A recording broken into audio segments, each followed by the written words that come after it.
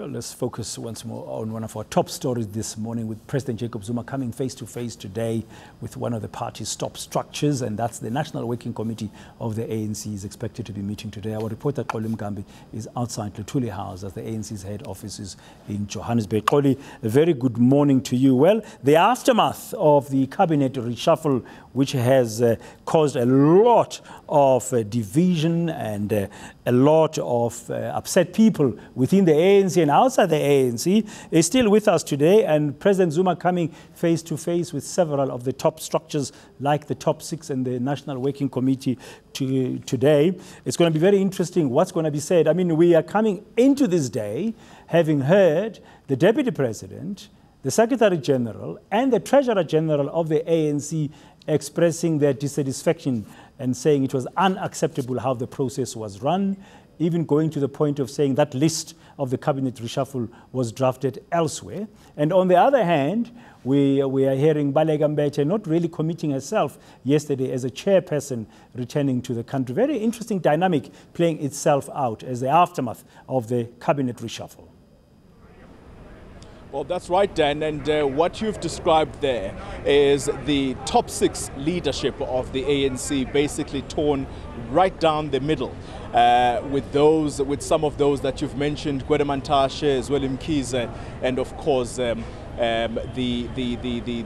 Deputy President, Cyril Ramaphosa, basically stating out publicly, I think for the first time, Dan, publicly disagreeing with the President. And you heard the chairperson of the top six, the ANC top six, Balega Mbete, saying that, look, there is a certain expectation of us from people that we may disagree, but let's disagree outside the glare of the public eye and sort out our issues and come out united.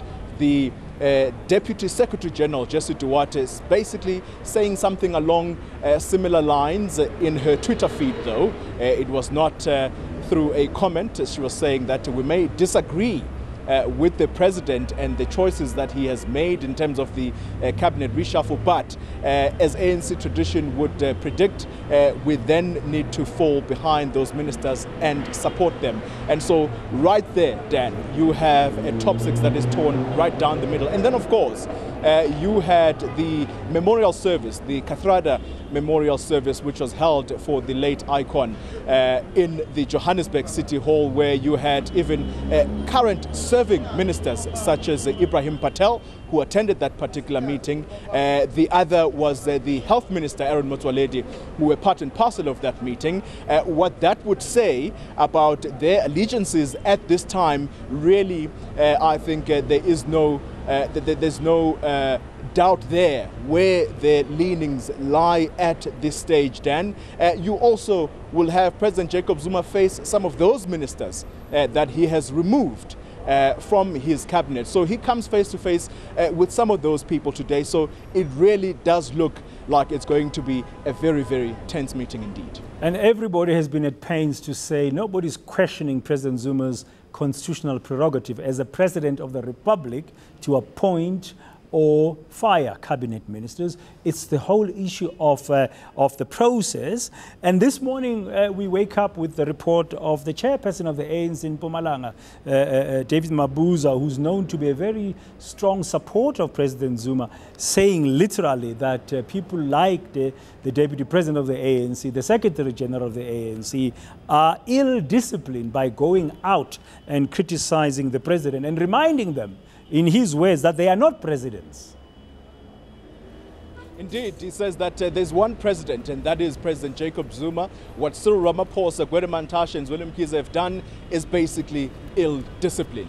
And that shows you, Dan, that the ANC really is divided. You know, I read over the weekend comments from people such as Pegitele, for example, who was interviewed by one of the Sunday papers, saying that the purported intelligence report upon which the decision to fire the finance minister and his deputy, Mcebisi Jonas, Pegitele, saying that amampunge, basically saying that it's rubbish, that that particular report could possibly be relied upon as someone who has worked with such intelligence structures in government. So very, very interesting comments indeed, Dan.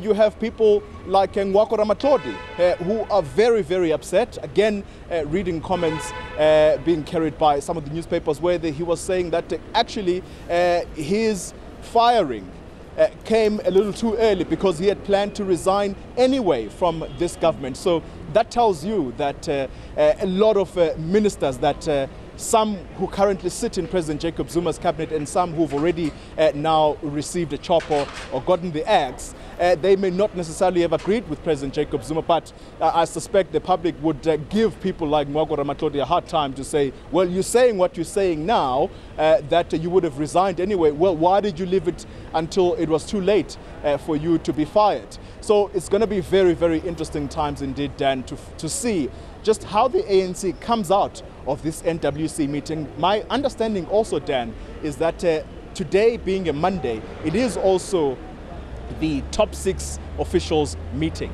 And so those top 6 officials, as we've already alluded to at the beginning, that they are quite divided right down the middle. It's going to be interesting to hear because time and again, Dan, let's not create an expectation, by the way, to the public that these reports are ever reported back on to the media. It's only when the ANC will hold its NEC meeting that will then come out and say these are some of the decisions that have been taken that are part of the outcome of the NEC meeting. But the NWC and the top 6 officials meetings, those meetings are really reported about to the public as to what the ANC has discussed. But these are extraordinary times. The ANC may feel the need to take the public into its confidence. Very extraordinary times, but these are also tense times, Xoli, because outside the ANC and within the NWC itself, you do have members who belong to its alliance partners like the South African Communist Party, the SACP and the Trade Union Federation COSATU, who themselves are having meetings today, and they've also expressed very strongly their feelings post this cabinet reshuffle, the SACP going to as far as calling for the president to step down.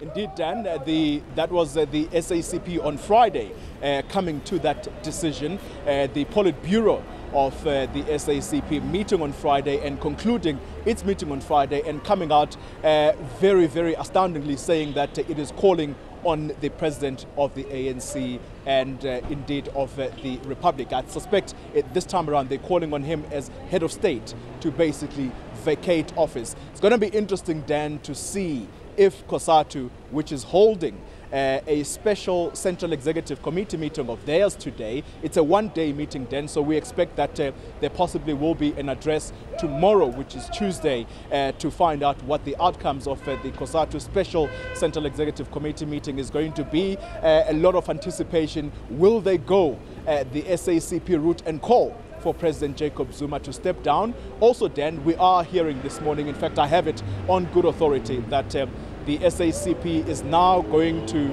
today hold its extended Politburo meeting. This will now include the secretaries, provincial secretaries of the SACP in the various provinces. It will also include the rest of the members of the Central Committee, which is a very high structure within the SACP. So very, very interesting what will come out of those meetings, and given that one alliance partner has already decided to call for President Jacob Zuma to step aside. And it's not only that, then, that the SACP has said, they've also said that they are now going to mount a massive political campaign to pressure the president to step down, and they're going to work with civil society formations. So it's going to be a very, very, very interesting time indeed to watch and see what becomes of these campaigns. Thank you very much. Our reporter Xoli Mngambi outside Luthuli House, the head office of the ANC in Johannesburg.